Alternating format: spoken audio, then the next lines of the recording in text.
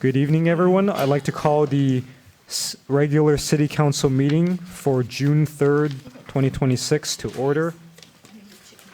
Madam City Clerk, can we have the roll call, please? Thank you, Mayor. Councilmember Chavez? Here. Councilmember Sternquist? Here. Councilmember Yu? Here. Mayor Pro Tem Chen? Here. Mayor Mann? Here. Tonight for the invocation, we are pleased to have Mr. Jerry Jambazian, owner of Wonder Cleaners and Draperies, located at 9136 Las Tunas Drive, who will be providing the invocation. Please remain standing afterwards for the Pledge of Allegiance, which I would like to ask our Commander MEZA to lead us afterwards. Jerry? Thank you, Mayor. Let's bow in prayer, please. Our gracious Heavenly Father, we humbly come before you tonight asking for your blessing and guidance for tonight's council meeting. Even in this troubled world, there is so much to thank you for.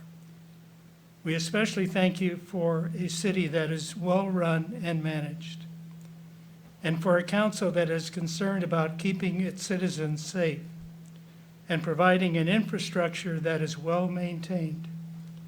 We continue to pray for those that protect our freedom around the world, especially in dangerous areas such as the Ukraine and Iran. Also, we bring before you those that protect us here, such as our local deputies, firefighters, first responders, and public safety. Parks and Recreation are providing another great season of concerts in the park and family fun next month with Campapalooza. Dear Lord, as we celebrate our country's 250th birthday this summer, we continue to pray for our leaders in Washington that they would put aside partisan ideology and do what is best for all the people. We ask all of these things in your name and for your glory. Amen. Amen. Amen. Commander MEZA, if you would do us the honor of leading us in the pledge. You place your right hand over your heart. Ready? Begin. I pledge allegiance to the flag of the United States of America and to the republic for which it stands, one nation, under God, indivisible, with liberty and justice for all. Dolls. Next, we move on to our ceremonial matters. We have a very special presentation tonight for our Temple Sheriff Station former captain, now commander, George MEZA. Tonight, we recognize his leadership, his public service, and commitment to the safety and well-being of the communities served by the Los Angeles County Sheriff's Department here at Temple Station. Since assuming command of Temple Station in November 2023, it says Captain MEZA here, but I'm going to say Commander. Commander MEZA has overseen law enforcement operations throughout the San Gabriel Valley, including the communities of Temple City, Rosemead, South El Monte, and surrounding unincorporated areas. His leadership reflects a commitment to professionalism, public safety, and community partnership. Prior to his appointment as captain, he served as lieutenant and acting captain at Temple Station, and throughout his career, he has worked to strengthen relationships between law enforcement, local schools, and community stakeholders. We commend him for his service and extend our sincere appreciation for his continued commitment to protecting and serving the public. And just on a more, I don't want to say personal note, but from the city's perspective, I do want to say it's been such an incredible pleasure to work with someone who is so dedicated to his craft. Not just the commitment to the duties and responsibilities of what law enforcement stands for, but knowing that an important aspect of that is building that trust, building that bond with the communities that you serve. And you have done that so well here in Temple City. I especially appreciate not just your responsiveness to everything, but anytime we had a question, we had a concern, we had a request, you always answered with clarity, with thoroughness, and with a rationale that really none of us could deny, right? everything you said just made sense. And so, thank you for all the years of service you provide here. We always joke that we get all the good captains because they always get promoted out of Temple Station. So it is a bittersweet moment for us to lose you, but certainly an incredible, immense congratulations to someone who is well deserving of this position as commander. And at this point, before we present the certificate, I do want to allow my council members a moment to say a few words as well. So, Councilmember Sternquist, would you like to say anything? Well, I'm disappointed, obviously, but very thrilled for you. And I don't know if all the rest know, but it's definitely in your blood, isn't it? How many family members are in public safety or? Yeah. Wow, Five.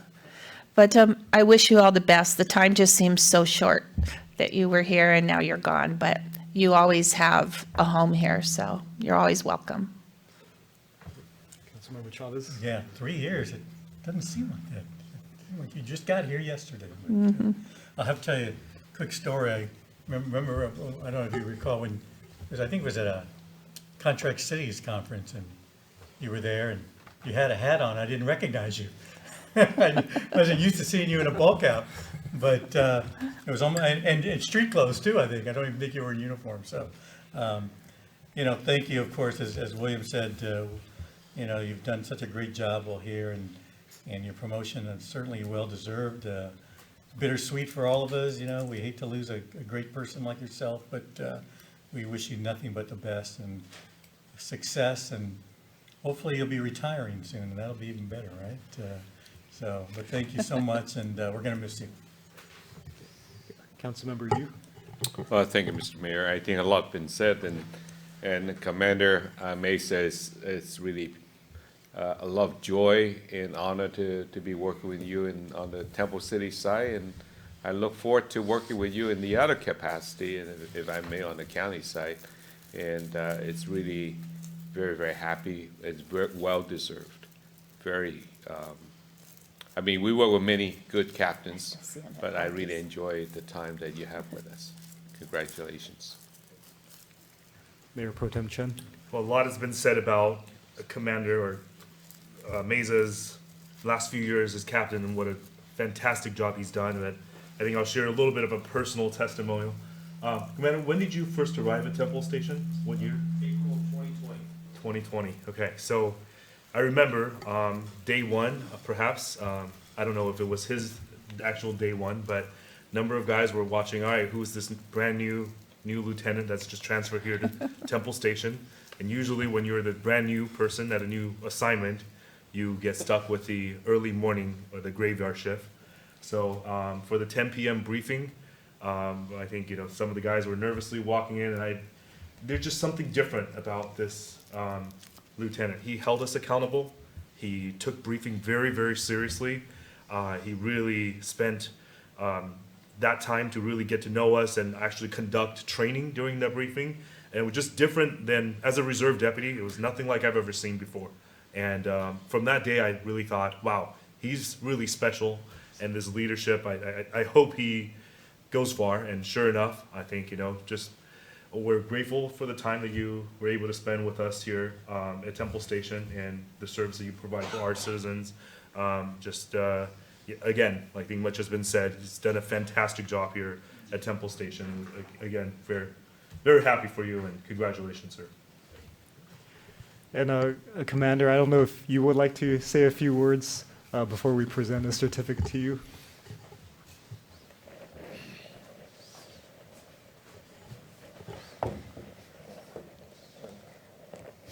Don't want to lose my train of thought here, but Mayor and Council and Brian and city staff, I just want to really take a moment to express my sincere appreciation to all of you for the tremendous support that you provided me while I was the captain here at Temple Sheriff Station. Yeah, 6 years, gone quick. But it's been truly an honor to serve this community alongside my deputies. When I first accepted this position, I had some family members remind me in their own direct way, I needed to take care of the city. And not only did they hold me accountable, not only did you guys hold me accountable, they held me accountable. This city really has a special place in my heart just because of my family and friends that live in the city. And because of the partnership, I really believe this really has helped make that possible. Thank you again. And, I'm confident the station's going to be in great hands. We got some phenomenal deputies. And I know they're going to continue to build on the strong foundation that we built. So thank you guys again. I'm going to miss you guys, but I'll definitely come back and visit. And if you're not doing something on 7 o'clock in the morning on Wednesday, come by for breakfast. For breakfast. Right? It's always going to be there, right? Absolutely. Thank you guys again. Thank you. Okay.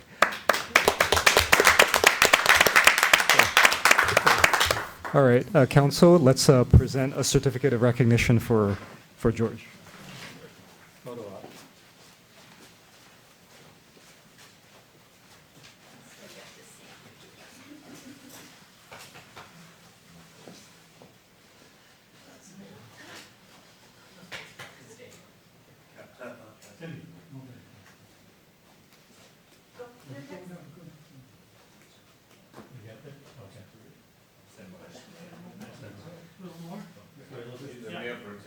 A little more? Want to get right in the middle? Okay? Here we go. Oh, sorry.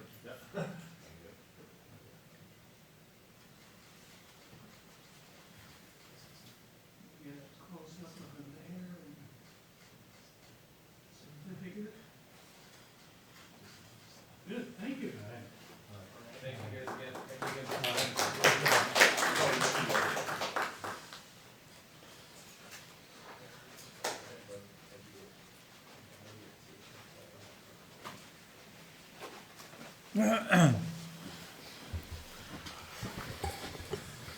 Okay, next, we move on to public comment on items not listed on the agenda.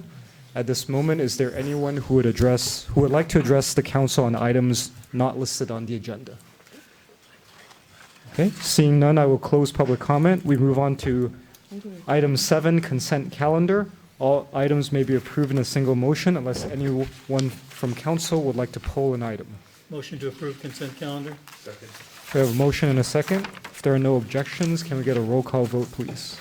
Councilmember Chavez, Yes. Councilmember Sternquist. Yes? Councilmember Yu, Yes.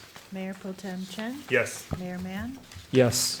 Next, we have public hearing, item 8A, adoption of resolution 26-5877, ordering the levy of citywide lighting and maintenance district assessments for fiscal year 26-27.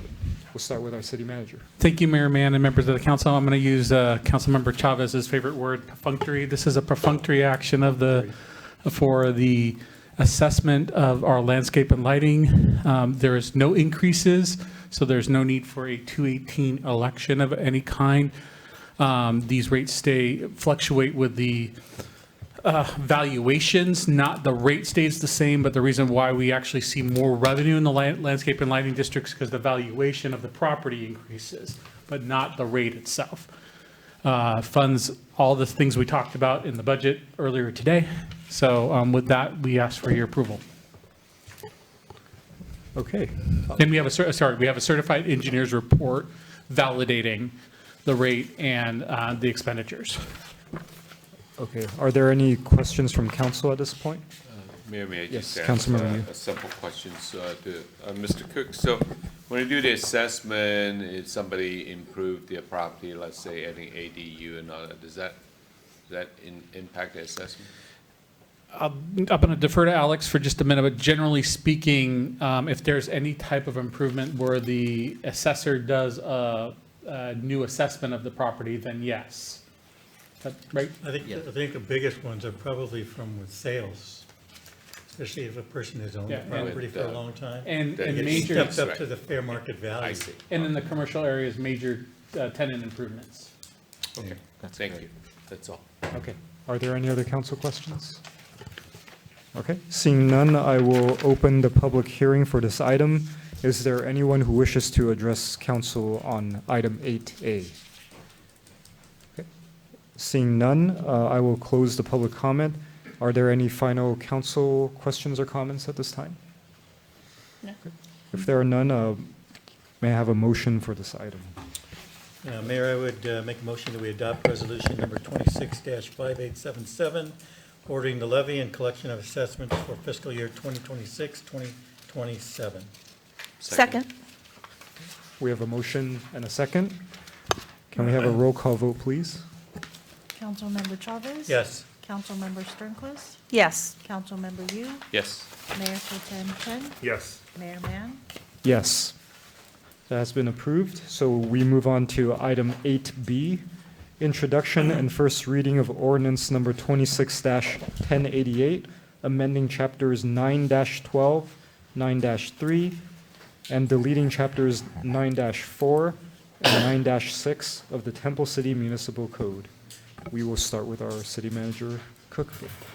Thank you, Mayor Mann and members of the council. Before you today is a very vetted change to our ordinances related to condominium conversions, subdivisions, and several of which have to comply with state law as well. So a lot of this has to do with dealing with the issues that that state law requires, and especially a couple bills, SB 8684 and SB 1123, which essentially forced agencies to do ministerial approvals of certain types of small subdivision and housing developments.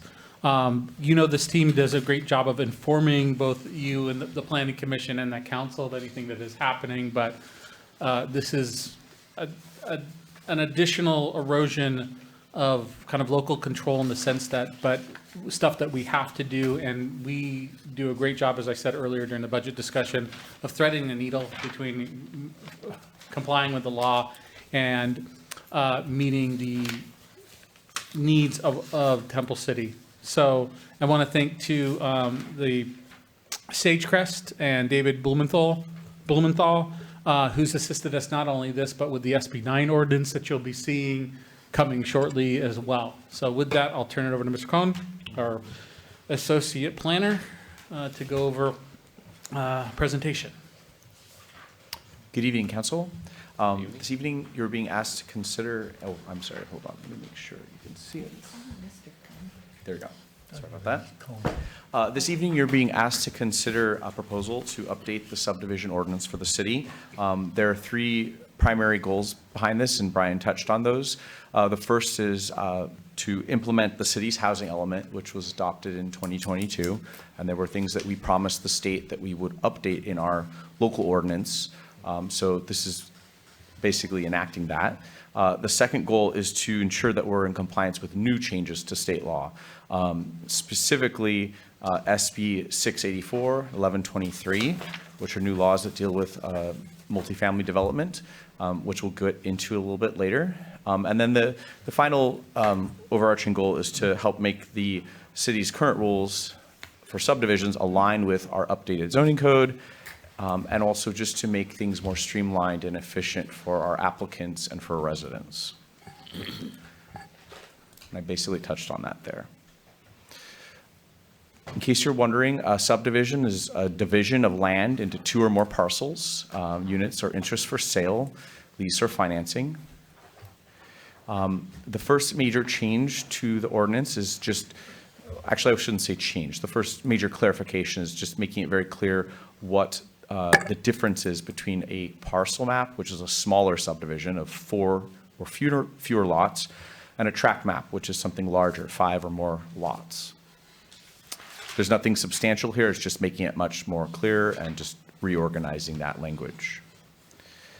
The first substantial change deals with tentative maps, and it deals with the approval body for tentative maps. Right now at this time, anytime there is a subdivision of any size, the Planning Commission is the body that reviews and approves that. Now, what we're proposing here is to make the subdivision ordinance consistent with our zoning code. And right now, our zoning code says that for major site plan reviews of 7 or more, those go to the planning commission, and when it's less than that, it's done at the director level. So we're simply, in this change, just aligning the subdivision ordinance with the zoning code. So just to clarify that one more time, for subdivisions where it's 7 or more, it's going to continue to go to the planning commission. If it's a smaller one, less than that, it'll be a director's approval. And non-residential always go to planning, correct? Or is it Yes, still also, yes, because it says maps with 7+ units or 10,000 square foot.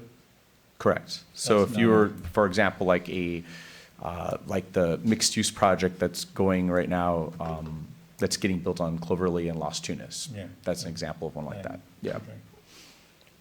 I have a question. So the 7-unit kind of threshold, was that part of SB 684, or was that a threshold we decided? That wasn't part of SB 64. That was something that about 5 or 6 years ago, when the zoning code was updated, that threshold was established for making the difference between, say, a minor site plan review and a major site plan review. And so up until this time, our subdivision ordinance has basically been inconsistent with the zoning code. Okay. And when we say units, are we talking about parcels, or are we talking about like house and ADU as separate units? It could be either. Usually if it's this many units, it's going to be condos, so not necessarily parcels, but it could be in theory, yeah. Okay, thank you. The next change is just a clarification about what a vesting tentative map is, because our current ordinance doesn't spell that out. And essentially, a vesting tentative map is guaranteeing the developer that they're only going to have to comply with the development standards that were in place when their application was deemed complete. So the city can't, surprise them at a later date and say, oh, we changed our rules and now you've got to change your project. Well, no. When you submitted it, whatever was in effect when the city reviewed your application and deemed it complete will be the rules that you have to follow. So this is just simply making that very clear. With final maps, the current procedure is that every final map goes to city council. They're put on consent calendar. What we're going to do here is similar to what we're doing on the tentative maps. So basically, if it's a smaller final map that doesn't involve any kind of dedication, it would be the city engineer that would review it. And essentially what he's doing is he's looking at the tentative map that the city had already approved, comparing it to the final map and making sure that they're consistent. So those would go to the city engineer. So would that be like Trans-Tech then? Yeah, exactly. And then ones that do involve some kind of a street dedication, those would continue going to the city council on consent calendar. And just to be clear, the final maps, they don't involve a public hearing. It's just consent. And dedication, not only that, but say, for example, and not that we have the opportunity to do that right now, but say if there was a development agreement in place for a project as well, that would still be coming into the council. And For lack of a better term, like big ticket items. And if I can just slightly correct what I had said. So if you see on the third bullet point, the city council would continue to approve final tract and parcel maps with a dedication. Just to be clear, like tract maps are the larger ones and then parcel maps are the smaller ones. The next change deals with lot line adjustments. These are really minor changes on a small scale where, say, maybe a property sells a portion of their lot to a neighboring property, and now the lot line is changed. You might have, say, a lot that's very narrow or substandard, and they purchase a portion of their neighbor's lot, which is maybe larger, in order to have a slightly larger lot. So these are very small. It's up to a maximum of 4 parcels can be involved in a lot line adjustment. And right now, the way our procedures work, it gives the impression that this is some sort of discretionary review.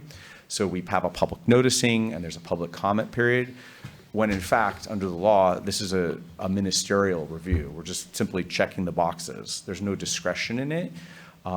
So what we're going to do here is just make the procedure consistent with that, because ministerial approvals, things that don't involve discretion, would not normally have a comment period or a public noticing. So just a question, Mayor. So there's really no limitations to how far the lot line can be adjusted here, right? Like you mentioned here, you can shift the lot line all the way from one side to the other to make it into one lot, so. Yeah. And the county doesn't get involved in this at all? Well, once the lot line, Don't they have to do a new legal description and stuff like that? Yeah, Once it- they adjust all that? it gets recorded at the county. Okay. And then the assessor's office is going to Yeah. update their parcel maps, yeah. Okay.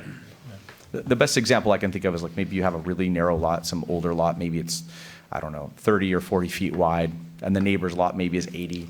So the neighbor sells a portion of theirs so that the neighboring lot can be more standard in width. My neighbor has that situation, and it was done maybe 40 years ago, where they bought a portion of the backyard. And so the house directly north to me has a smaller yard. They're not all consistent, like they used to be. No. Yeah, that happened with a client of mine recently, and I was looking at title, and they did one of these, a lot of adjustments, and they had to get a whole new deed and transfer it all over. Yeah. Yeah, Mayor? interesting.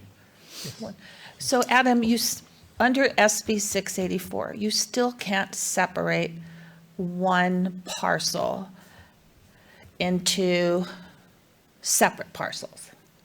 We're going to get to that topic a couple slides from now. Okay. And then if I'm not able to give you an adequate answer, our consultant, David Blumenthal, is also here in the audience. Cool. And he'll be happy to, flesh that out since he's Okay. been working on this. Thank you. Yeah, no problem. The next change deals with certificates of compliance. This is where, say, maybe a property is being sold and a realtor wants to basically kind of verify that the subdivision that occurred was in compliance with city's rules. And so the city kind of does a check of its records and then provides them with official communications saying that, yes, this was in compliance with the Subdivision Map Act and the city's ordinance. So right now, we don't have anything about that in our ordinance, so we're just adding this to it. These are pretty rare. People don't usually come and asking for these. The next change with the subdivision ordinance deals with SB 9, which you're probably familiar with. What we're doing here is aligning the subdivision ordinance with the city's SB 9 ordinance, which is also actually in the process of being updated. And I believe that's scheduled to come to you next month. So we could probably get into more of a discussion on SB 9 at that next hearing. But this essentially, just for tonight, what we're doing here is just making sure that the subdivision ordinance aligns with the SB 9 ordinance, which is the small lot subdivisions. The next thing, which is confusing because they both talk about small lots and dividing them. So this is a new law that was passed in 2024 and then updated in 2025, SB 684 and 1123. Essentially what it allows you to do is take a small lot, say a small multifamily lot, and you could build up to 7 units on it. Even it allows, say, a single-family lot that is vacant, and you can take that single-family lot and put up to 7, I said 7, up to 10 units. Let me be very clear. So we have to update our subdivision ordinance to align with this new law. It's also very similar to SB 9 in that the approval process is ministerial, meaning staff does not have any discretion. And there's a shot clock in terms of how long we have to review and then approve the project. And if you have any follow-up questions on this, I can defer to our consultant. So if you don't have any questions now, I'll keep going to the next slide and we can hold it to the end. Just a kind of, Yeah. procedural question. Does the 60-day shot clock, I guess, for the kind of lots that we deal with and the situations that we deal with, that we can't really imagine a situation where we wouldn't be able to respond within 60 days, right? Yeah, I can't, I would think, could you rephrase the question again? Yeah, so I can I guess understand? maybe because I'm used to working in a larger agency where Yeah. sometimes things do take a little bit Oh, you're saying if it longer. would be difficult for the city to get back to Yeah. an applicant within that? Yeah. I mean, The whole idea of if we don't act, then it's just automatically approved without any kind of. That's correct, yes. review, right? we're, we little by little getting more used to this because with the ADUs, there's a shot clock on the ADUs. There's also a shot clock on the SB9. So more and more staff is adjusting to that reality that things have to be reviewed and approved in a shorter timeline than in the past. I think our director was going to comment on that. I was just going to say, on a regular subdivision, outside of SB 684 and 1123, the Subdivision Map Act requires us to review, the Permit Streamlining Act requires us to review those and approve them within 180 days after being made complete. And we have to provide a comment letter within 30 days of receiving the first submittal. So we use that 30-day review period. That's our standard within the department. So when someone makes a submittal, we respond in 30 days or less. It doesn't pose a problem for us. Thank you. And also just to respond to Cynthia's question about the subdivisions, to qualify, the subdivision may create no more than 10 parcels. So you could subdivide a large lot into 10 parcels or 10 condos with air rights, so. But you couldn't take a lot with 4 separate houses on it and split those. You could? I believe you could, but our trouble. Well, if it's zoned single family, the lot has to be vacant. And if it's not single family? If it's not single family, if it's multifamily, you could take the lot and subdivide it. The maximum number of units you could put on the property, or the maximum number of parcels, would be 10. And there's also a minimum density that's dependent on the baseline zoning. So the minimum density would be somewhere between 20 to 25 units per acre. And that's why this was, in the case of the characteristics of this community, that's why this is not as maybe as concerning as you would be in other communities where you do have, economically depressed areas and stuff like that, where you do have vacant properties, where the ability, the by right ability to do that within the context of this law would trigger some of those. But talking about how extensive our R1 zones are, we have to comply with the law. We have to do this, but we, at least on the staff level right now, we don't feel that this is going to burgeoning up a bunch of essentially condominium units in an R1 area. So this bill only pertains to if you're going to build units, not a parcel that already has houses on it.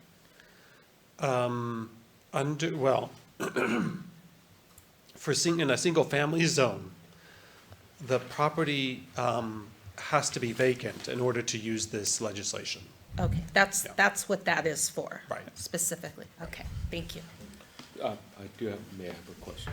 Well, I don't know who's going to answer this, but I'm not familiar with neither of these laws. All I know is it's divided in a bunch of lots. When somebody wanted to use the law to subdivide, they still have to comply with certain minimum requirements the city has, right? Such as, I know it's kind of there's much smaller lot sizes and stuff, but how about setbacks and all the other things? Parking, do they still need those kind of, or it's just a bunch of small lots? Similar to SB9, there's a lot of overrides. If they can't get to their minimum unit size, then it overrides our development standard requirements. So, but there are specific parking requirements, and the parking is less than we would require in our ordinance. I suppose nobody has tried to use these new laws yet, right? I mean, we haven't had any submittals. We've had some inquiries, but mostly by people who don't know all the requirements in order to comply. I see. Thanks. Any other questions on that, or else we'll continue? Please continue. Okay. Sure. The next big change deals with condo conversions. So in our housing element, we told HCD, the state, that we would be updating our ordinance. Right now, we have a whole procedure for converting like a rental property to condominiums. And what HCD wants us to do is, by this, make efforts to preserve our rental housing in the city. And part of that is also enacting certain tenant protections, meaning if somebody decides they want to convert their property to condos, they have to give early notice to the tenants, and also give them a first opportunity to purchase it. So these are things that they want us to have in place that we really don't have any choice in the matter. So let me understand. So you can take a rental unit, convert it into condos, and sell those condos. So how does that preserve the rental housing? It doesn't. Okay. Then what does, in fact, is this. So there's going to be, the first thing here, the applicant would have to demonstrate to the city that the apartment vacancy rate is 5% or greater for at least 90 days before we would approve them to convert their units on their property to condos. That's the city's overall apartment rental? Yeah, so they would have to do a So do we survey. know how many rentals we have in the city? We probably do. I don't have it off the No, top I know of my you don't head. have it now, Yeah, but- but we do, We yes. do, okay. And they would have to do a survey looking at the whole city over a period of 90 days and demonstrate that the vacancy rate was greater than 5%. And Because if it's less, then then they they could do can't it. do it. Oh, sorry. Yes, that's Yeah. correct, yeah. Okay.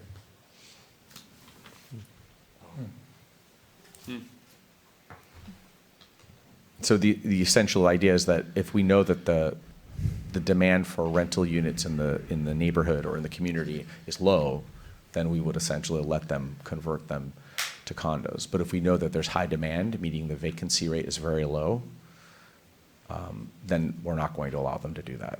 And this is part of HCD's kind of policy, but also strict direction to agencies and to SCAG and to the, where we'll get the RENA numbers for the next housing cycle to provide those categories of housing through a mandated process. Have we seen a lot of this action in the city? I don't No. know No. if we have either. This is very uncommon. We have the procedure in the code, but yeah, it's very uncommon that people come to us saying, I want to convert my property to condo. The only instance I can think of in recent memory is where it was a project that was under construction and they had every intent to make it condos, but they had not moved forward with the tentative map, and they kind of did it at a later date. But that's not what we're talking about here. We're talking about here maybe a property that's been rental units for decades, and the property owner decides, hey, I want to turn it to condos. Back in the days, when I was still designing multifamily, it was something that would give a developer a lot of tax advantage, because they would depreciate the apartment first. Yeah, because that And then they was a sell pretty it, popular yeah. thing back in the day, to turn apartments into condos.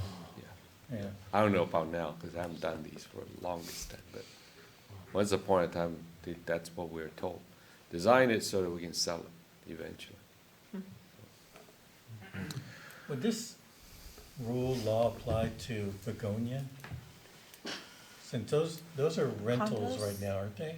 No, They're not condos that you purchase. They're apartments you can rent. So they could at some point turn those into condos, Theoretically, yes. theoretically, if they wanted to, and sell them. Yeah, okay.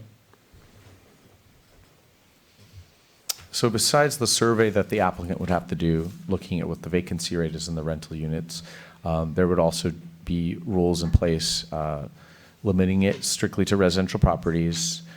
That essentially means there has to be 3 or more units on the property to be eligible. There would be minimum conversion standards to make sure that the units are all up to code, and maintenance as well. So, Okay. So Andrew, a question. yeah. So if there's, let's go back to 4. If there's 4 houses on a lot, is that another SB number, or is that still this one? SB 8? what That's was it? SB 9. Or SB 9? Yeah. So under SB 9, you can convert those homes to condominiums? No, this is something completely unrelated to that, yeah.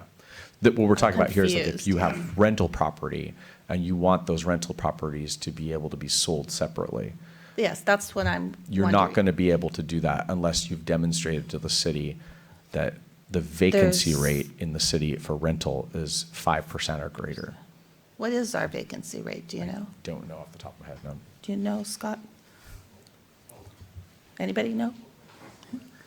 4.9%. 4.9%? Wow, thank you. So somebody can walk in tomorrow and submit, right? They'll round up the rounded number. Well, no, they can't, right? 4.9, I mean, they cannot. It has to be greater than 5%. It has to be greater. Close, but no Meaning cigar. meaning that there's a glut of rental units that are unoccupied, right?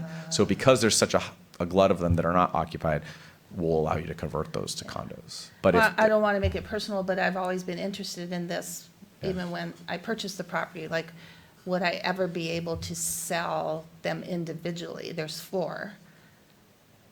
But we can talk about that. I mean, we did it at one time, but then these laws weren't in place now, which makes everything so confusing to me. yeah. Okay. All right. So this is probably the most substantial change that's in this proposed ordinance.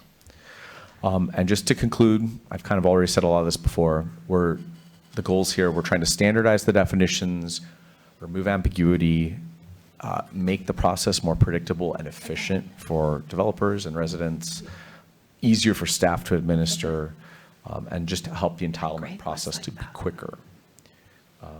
So with that, I'm happy to answer any questions. Our recommendation is that you introduce for first reading by title only. This ordinance is before you, and then schedule the second reading for June 16th. Okay, thank you. At this point, I'll first see if there's any council questions. Councilmember Yu? No, I don't have any question. It looks like most of that is just aligning different sections of the law. Okay. Mayor Pro Tem Chen, any questions? None. Okay. Councilmember Sternquist, any other questions? No, thank you. Councilmember Chavez? Nothing at this time, thank you. Okay. I just have one question. I think I know the answer, but I just want to confirm. So is it possible for someone to subdivide under SB 9 and then implement The The new SB law? 9 units, I mean, after the SB 9 lot has already been subdivided? Yes. Can you subdivide again under a different law? I'm not sure I about don't that question. No. Believe Okay. so. Okay. So it's not like they can't stack them. Right. No, I mean, I can't imagine a situation where they would, but especially in our city, but I was just kind of curious if. And we're going to come back to you with the SB 9 Yeah. ordinance related to the comments we got from HTCD as well, which do provide, I would say, some level of clarity as to what you can expect if an SB 9 lot split was initiated by an applicant as well. Not that it's not clear now, but we'll talk a little bit more about it in the next meeting. Okay. And I have actually one more question. So under this SB 8, is it 864? I'm getting all the numbers. 684. 684. Does it require the same so-called objective design standards as SB 9? Correct, yeah, we can't use any subjective rules to apply here. So in essence, the same rules that apply to SB 9 from that perspective also applies in this situation? Similar, but From not the- exactly the same, yeah. I guess that the definition of objective design standards is the same for both. Yeah, we can't, if there's anything in our code that's subjectively written, we can't enforce that. And that's why another project that we're working on right now is the objective design standards for the high-density residential and for the mixed use. That's kind of to deal with situations like this, when a person submits an application that under state law is ministerial and we can't enforce any subjective rules. Right now, we don't have any objective rules in place, so that's why we're putting that together. That's something that you'll be looking at later in the summer. Okay, so even if I mean, there was a previous discussion where we had kind of templates for multifamily. Yeah, for the And- R2 zone. Yeah, and some of them, I don't know if I'm recalling it correctly, but they had certain architectural styles assigned to different templates. Yep. So would those be considered objective design or not? It would be, yeah. Oh, they would be? Yes. Okay. Okay, thank you. Okay, at this time, I do want to open the public comment for this item. Is there anyone who wishes to address council on this matter at this time? Okay, seeing none, I will close public comments. And are there any final questions or comments from council on this matter?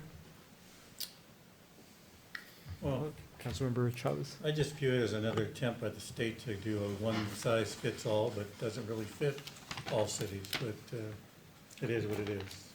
So, Yeah. Yep. thank you to staff for coming up with the ideas to get us in alignment, so, good job. Yes, I echo that, and I know, we seem to be getting more and more of these. Are there any other bills on the floor? No. Yeah, Legislative session just went into recess. They'll start again in September, so. Yeah.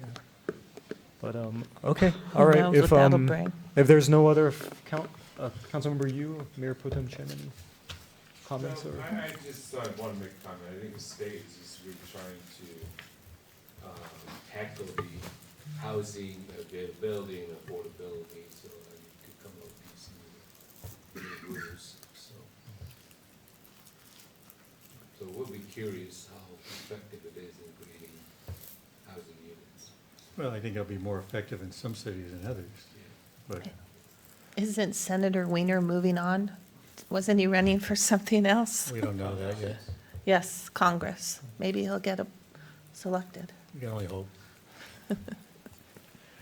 Yeah, I mean, that's an interesting point, because we had a lot of discussion about SB 9 as it was coming into play. And if I recall, the reports back have been, we don't see that very often. If anything, we see a huge demand in ADU construction, right? So who knows, right? Yeah. What will happen? So, Mayor Pro Tem Chen, any? No. Okay. All right. Thank you very much for the presentation and keeping us up to date on the legally required changes to our ordinances. So at this time, I would entertain a motion for this item. Mr. Mayor, I move to introduce for first reading by title only and waive further reading of ordinance number 26-1088, attachment A, and schedule the second hearing. Second reading of ordinance number 26-1088 for June 16, 2026. Second. We have a motion and a second. If there are no objections, we'll have a roll call vote, please. Councilmember Chavez? Yes. Councilmember Sternquist? Yes. Councilmember Yu? Yes. Mayor Pro Tem Chen? Yes. Mayor Mann? Yes. Next, we move to unfinished business. We have Mayor? none.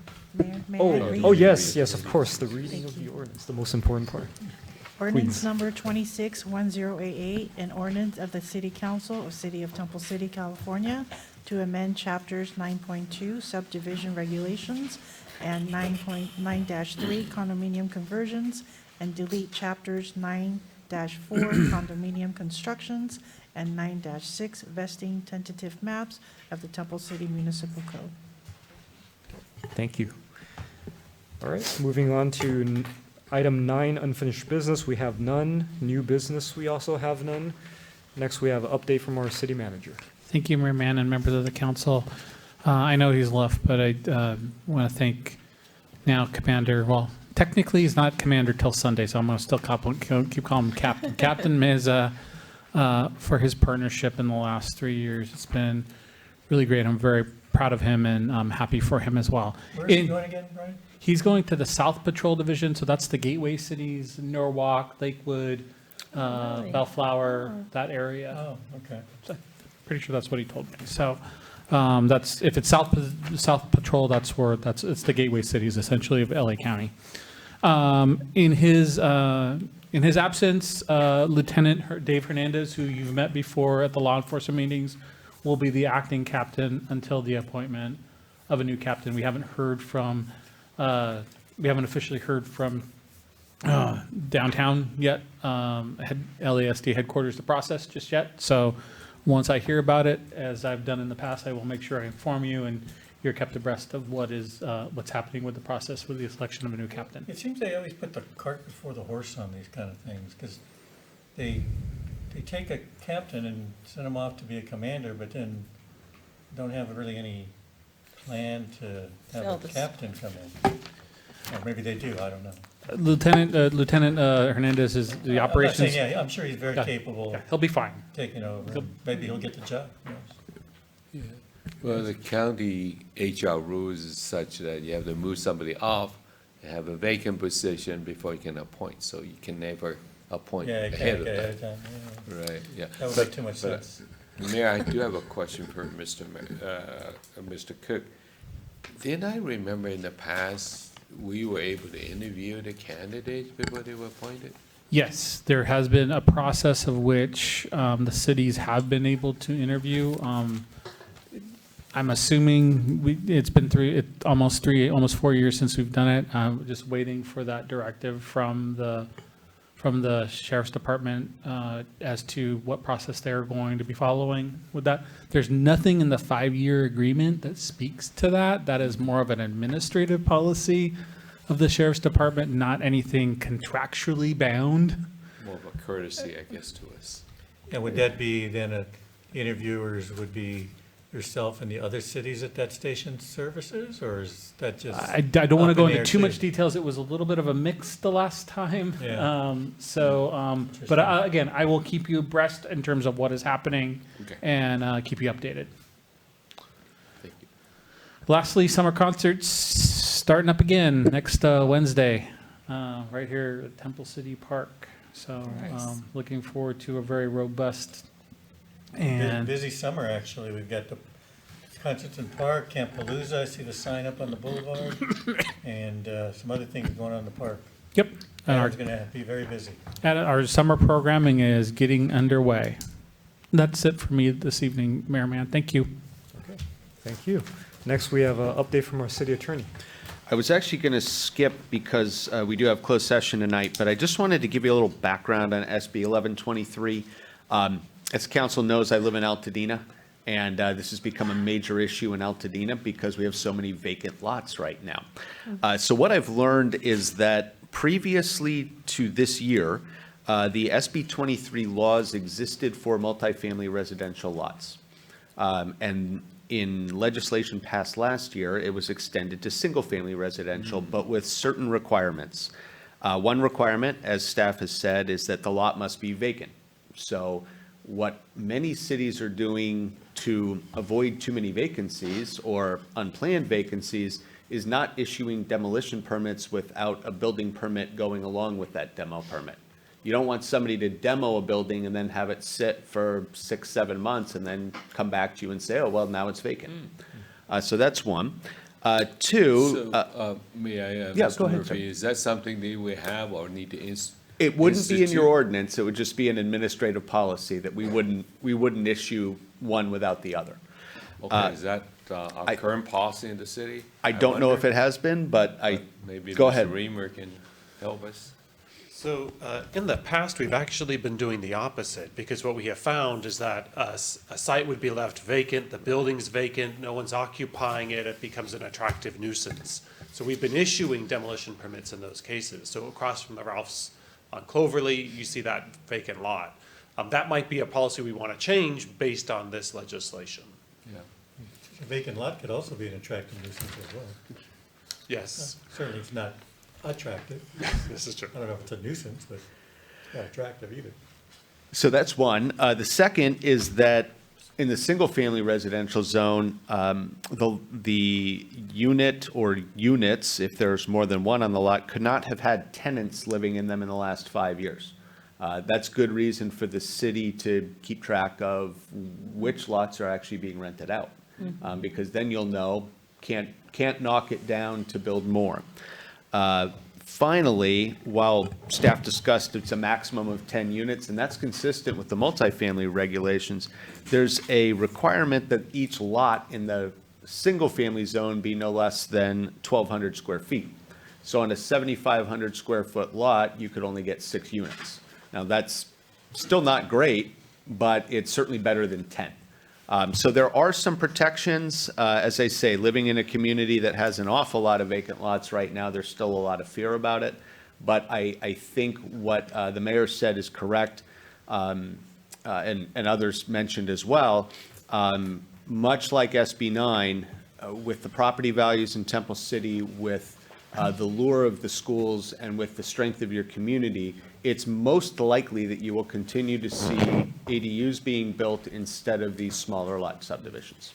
Happy to answer questions. Mr. Murphy, but based on that, I mean, couldn't somebody come and bought up a single family lot that's vacant and stack 10-story high, you know? So, I mean, yeah, I mean, could There are that be, right. I mean, they're talking about 10 units, could be airspace too, right? I believe there are, though, still, height is one limitation you can enforce. I believe it's a 2-story Yeah, height yeah. limitation. I'm not positive. I believe that that's one of the guidelines. Wow. So we'll keep an eye on those things. Okay, thank you. I had a question and I lost it, so I'll ask you afterwards if I remember. Okay, moving on to item 13, council reports regarding ad hoc or standing committee meetings. Do we have any? Mr. Mayor, I don't have a report, but So, I just Commissioner want to say that, I'm sorry, we're currently, the mayor and I actually working with city staff on, actually we're reviewing some of the proposed strategies for the pavement management plan. We haven't met yet, but we're reviewing some of the proposals. Thank you. Is there a report from the commissioner recruitment to council? Go ahead. Yes, so, Councilmember, you and I discussed, we're very pleased to see that our existing commissioners have all expressed interest in returning. In addition to that, we have a few other residents who have expressed interest in serving on a commission. How many applications did we get? Have we received? For the city clerk? Maybe So in addition to the existing Existing, commissioners. but Four to not counting the six, right? existing, how many new applicants? They're like 4 or 6 or something like that. For all 3 commissions? Yeah. Yeah. So, out of the, abiding by the practice of allowing existing commissioners who have had years and who express interest in continuing serving, Councilmember, you and I, as part of the ad hoc, is recommending that we continue their service, but to immediately notify those that have expressed interest, new residents that have expressed interest in serving, on other ways to be involved with the city and to notify them if and when the city creates additional commission as way of increasing citizen participation. It was my understanding that not all the planning commissioners were coming back, but apparently they are. Oh, okay. We haven't had that for a while where we've had all the commissioners sign up again. Yeah. Seems like we've always, last couple of years, we've had 1 or 2 empty spaces and we've interviewed and then filled those, obviously, those spots. But this time, everyone Yes. expressed interest. Good. So if that is the Yeah. past practice, we'd like to continue that, and if I forgot anything, Councilmember. No, we wanted to notify the full council before we've done anything, so. Thank you. So at this point, if Peggy, could you tell us what that next step is after the ad hoc? The next step is we would notify the current commissioners that of the ad hoc's recommendation with council's approval, that we are going to extend their term for another 2 years, and then notify the applicants who have applied that we will, the council has decided to just reappoint the current commissioners. Okay, so is that decided today, or does council have any concerns about the ad hoc's recommendation? My only concern is that we're not giving at least an interview to these new people, at least to have them heard as to why they want to be on there. So sounds like we're just going to say, thank you, but no thanks. And I can see your point, because in the past, you're correct, we have, usually when a sitting commissioner reapplies, unless there's a problem there, we usually reappointed them, and with the recommendation of full council. That's always been the way. But maybe it's because we've, in the last couple of years, we've always had at least one or two openings, so we've had to interview those new applicants, but obviously it's changed a little bit. I just don't want to, how should I say this, put a chilling effect on persons who are wanting to apply for a position but can't get an interview. That, to me, that's a little concerning, but, you know, if that's, certainly I would defer to the ad hoc committee's judgment on that, so. Well, I think Councilmember Sternquist, do you have concerns, or you're okay with the proceeding as the ad hoc recommended? Oh, I'm fine with what the ad hoc recommended. But I do agree that I think we should look, and I mentioned that before, at forming at least one other commission, whatever that might be or look like. Okay. And to that point, I do like the ad hoc's recommendation of informing them about other ways that they could involved, or should new committees, commissions be formed, that they be the first to know. So that was a good consideration. So I think with that, we can move forward with the ad hoc's recommendation. And we can also disband that ad hoc for the time being. Okay. So the City Commission Recruitment Ad Hoc Committee will be disbanded today. And we will move to item 14, council items separate from the regular agenda. Let's start on this side with Councilmember Sternquist. Just something to be looking for in your mail. The sanitation district is looking at increasing rates. So it's the public comment period. We had our meeting last week, and our district didn't have any protests, but a few of the others did. So I think they are sending something out in the mail soon. So take a look at that, and you can respond if you would like to. Brian, is that a cost that appears on our tax bills, the sanitation district? Yeah, that's what I thought. Okay. Property tax. Yeah. That's it. Thank you. Thank you. All right. Councilmember Chavez? A couple things. Actually, I'm glad Adam stayed. I have a quick question for Adam, if you don't mind.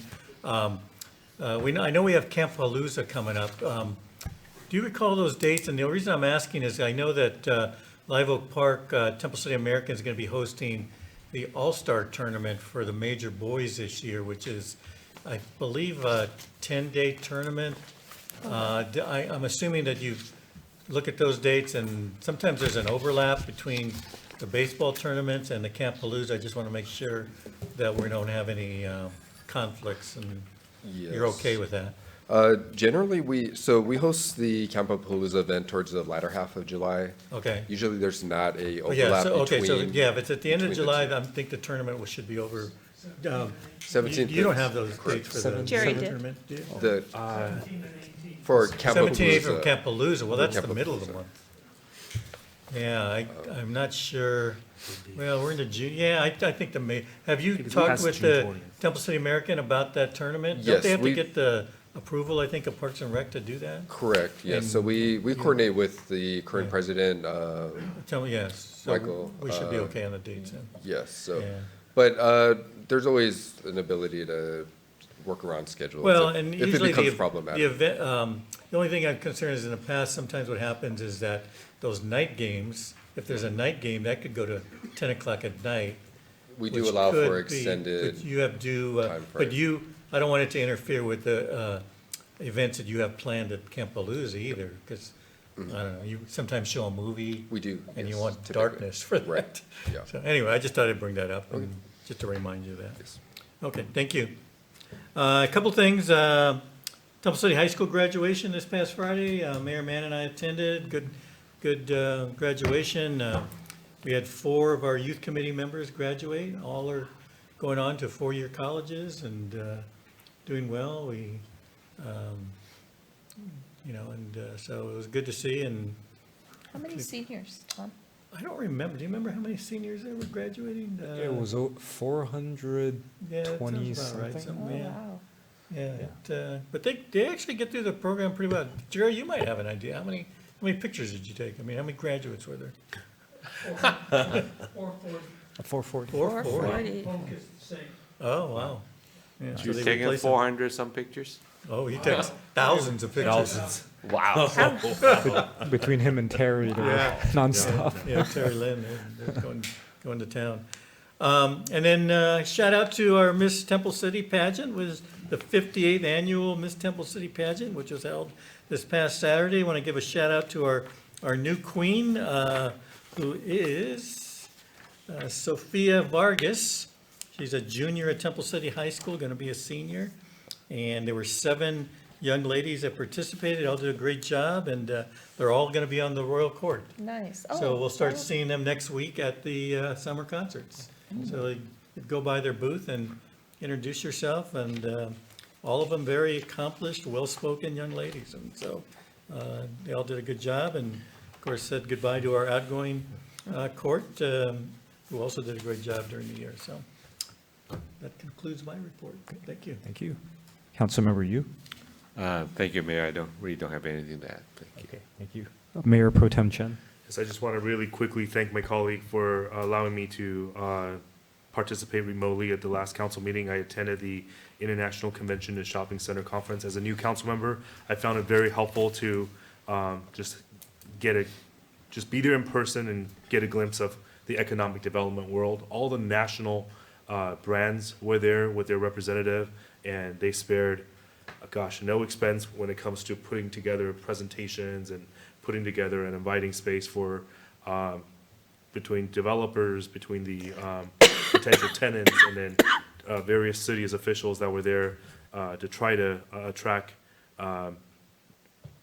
businesses. It was just really capitalism on full display. And that's a national convention too, isn't it? I mean, It was, from yeah. all over the country. And I believe they do have West Coast ones as well, is what I learned from the conference. I attended a couple sessions that had to do with electric vehicle charging. I know we've talked about it before. It was kind of looked at as a amenity for residents before, but then in the business world, they're looking at it as a development opportunity where they're looking at that real estate, the parking lot, and being able to co-locate something that not only generate revenue, but also would bring a different demographic to their business. And during the sessions that I've attended, it shows that some of these electric vehicle charging stations would complement and actually bring economic activity to the businesses that are located there. So I thought I took away some, quite a lot of good information. And I thank the city manager for getting me a registration from our regional economic development group. So, and I had to hitchhike my way to Las Vegas, so we did not have to, we keep the expenses low for city.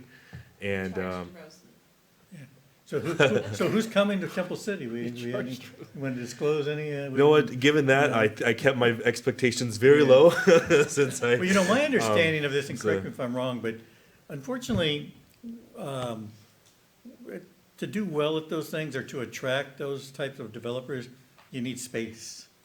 And if we don't have space to offer them at this point, like some of these cities where they have a huge vacant lot where they can get a development and people would come and bid on that.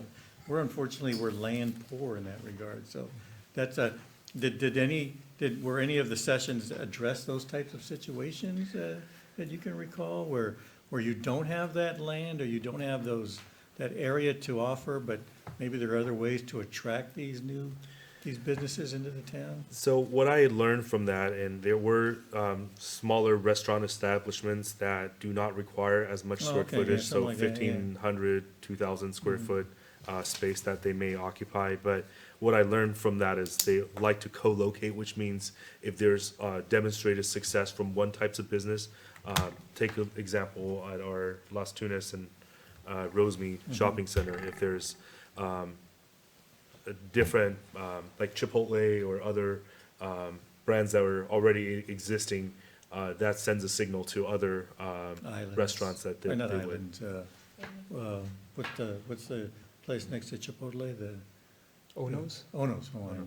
I know in Alhambra, next to Costco behind Target, there are three franchise businesses coming all together to Ed's point, they like to get together, Raising Cane's, what was the Oh, other one? yeah, I told Raising- you? It's right across from Costco. They're Yes. building it right now. Yeah. Panda and one other. So I'll continue to do some follow-up with the information and business cards that I collected during the trip, and, while setting expectations low, I think. Well, also, it I was a think good- maybe some of the information you've gleaned from that could be helpful to this new development thing that we're establishing with the new economic developer or that position, and share some of that information with them as well. Certainly, and as a news council member, I certainly, I coveted the opportunity to really just learn about that space and what it looks like. And I understand that there's quite a lot that goes into, a lot of efforts that need to go into that area. Quickly report on Foothill Transit. Our several cities in our region belong to a cluster, and the cluster then elects a representative to the executive board. We re-elected the cluster representative, Becky Shelvin from Monrovia, to serve out her remaining one additional year. And then Rick Barakat, council member from City of Bradbury, will serve as his alternate. And a year later, he will then assume the executive board position. Of course, Temple City is very well represented with our own Councilmember Sternquist serving on the executive board in that capacity. Last week, I also attended Temple City National Little League closing ceremony, and it was, again, another great community event. And last and final. Wait a minute. You were all invited. Temple City American, I gotta give them some love too, so. That's but, right. You can go ahead and say Temple City National swept the city championships this year. They took all 3 games from Temple City American, so, so we have, I'm a Temple City American, That's Ed's right. Temple City National, but it's all good, all good. And last year, I think we had several of the Temple City city champions from Yeah. both American and national come to this council chamber to be recognized. And if that is Let's get 'em something again. Mayor Oh, would absolutely. be Yes. amenable to, Please. we'll reach out to the respective team managers and have them bring the kids here. I think it was a special time to get to be here and they and love claim it. their city championship titles. And last and finally, I just want to report out that I've been honored to be selected. I know Councilmember Sternquist has been reappointed to the Southern California Association of Government Transportation Committee, but I also was able to, get appointed to the Energy Environment Committee, given my interest in those areas. Excellent. Thank you. Great. Great, congratulations. Congratulations. Thank you. Okay. As for me, I echo the Temple City High School graduation being a well-run event, well-attended, and it's just nice to see all our, I guess they're young adults now, all talking about taking a step towards a new chapter of in their lives. And this year, I felt the speakers struck a different chord. I mean, there was a lot of jokes about AI and the threat of AI, but I think they're very mature. They know what they're getting into. They're not afraid to say that, hey, we're still trying to figure things out.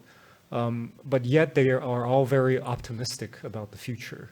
So I think it's an interesting kind of balance of not just being wickedly smart and accomplished for someone at their age, but having the maturity to know kind of this is the world they're about to walk into at the university level or the college level, and knowing kind of what's in store in the future for them. So a big congratulations to the class of 2026, and of course, Principal Elena Lee and our Superintendent Kuna and the entire school board for doing a wonderful job making that event especially memorable for the families. And then lastly, I do want to just mention that on June 12th at 5 p.m., we will be showing some appreciation to our volunteers at our annual volunteer appreciation dinner at Live Oak Community Center. I believe June 12th is a Friday. Is that right, Adam? Okay, Friday at 5 p.m. Next Friday, a week from this Friday. Next The Friday. volunteer? Yeah. Yeah. Next Next Friday, Friday. 5 p.m. So we run on our volunteers, so this is the very least we could do to show our appreciation. No, Lakewood. Okay, next, we Okay, move you know what, to, I'm sorry, I forgot one Yes, item. yeah, go Just to ahead. mention, but getting back to Miss Temple City, the queen, that was selected, Sophia Vargas, each young lady gets a chance to state their platform or what they would like to see in the coming year. Her platform had to do with increased safety for e-bikes. So I thought, oh, okay. So, board member Donna Georgino, we were sitting next to each other and we kind of both looked at each other and said, well, we got to get her into our standing committee meetings to talk about what her ideas are regarding e-bikes. So that, it was nice to hear that because it tells us that it's not just the adults that are concerned, but other, young people are concerned about the use of e-bikes and the safety and things like that. So maybe we'll invite her to the next board meeting. That's a good idea. Standing committee meeting and give us our thoughts. Okay. That would be a good thing. That's Yeah. great. Yeah, so. Okay, so we move to the additional public comments. Are there any public comments at this time? Jerry's the only one sticking out. Thank you. All right, well, I'll close public comments, and at this time, council will adjourn to closed session. There are 3 items, which maybe I'll turn over to our city attorney to just briefly go over. Thank you, Mr. Mayor. There are 3 items. They're listed in a certain order on the agenda. We're actually going to take them in a different order, and I'm going to explain why. First item we'll take is item 16C, the city manager employee performance evaluation. The second item is the potential initiation of litigation, which is item 16A. And then third, we're going to take item 16B, the significant exposure to litigation. Without breaking either the attorney-client privilege or the purpose of having closed session, which is to have this remain confidential for now, after my privileged email to the council, I spoke with Vice Mayor, Mayor Pro Tem Chen, and there's the strong chance of a potential conflict of interest, at least in the immediate term on that. So Councilmember Chen's going to recuse himself. When we come back and I report out, I will be reporting for the sake of the public the time that he left. Because it's the last item, he's free to go home, which is nice for him. But I will be I will be reporting that so that the city clerk can have that in the minutes for the record going forward. Thank you very much. Okay, sounds good. And at this point, we will adjourn to closed session.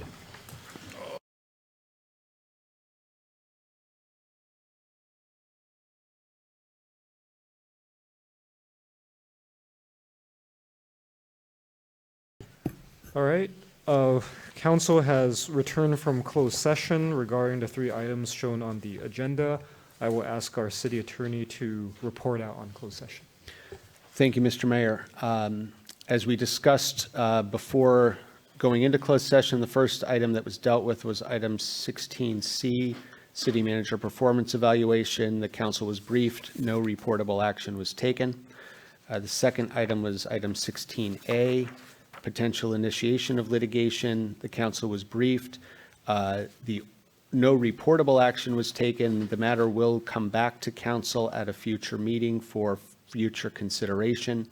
Then the council moved to item 16B. Mayor Pro Tem Chen recused himself at 9:51 p.m. Council was briefed and no reportable action was taken. Closed session ended at 10:24 and we've come back. Thank you, sir. Okay, thank you. With that, we are adjourned. Have a good night. Good night.